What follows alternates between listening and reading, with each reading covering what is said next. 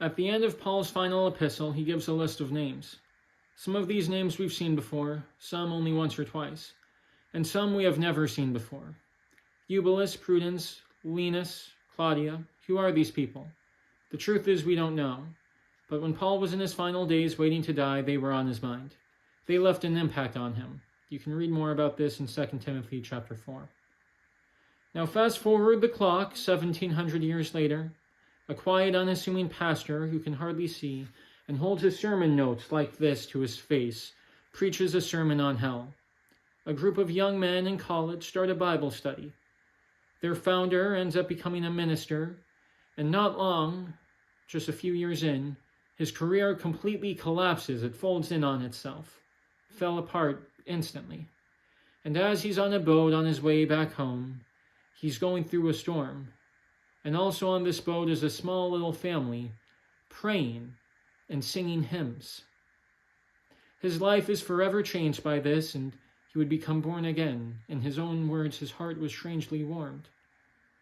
A friend of his from the college club also became a minister, but this man was given no churches to preach at, and so had no choice but to go out preaching in the parks, in the countryside, and along the roads. This is the backdrop for the First Great Awakening. The greatest revival in human history came from those three events. 100 years later, a teenager who had previously renounced the gospel is given a gospel tract. Another teenager, a shoe clerk, with a troubled past, gets won over to Christ by a Sunday school teacher. The first young man would grow up to be Hudson Taylor, one of the greatest missionaries in history.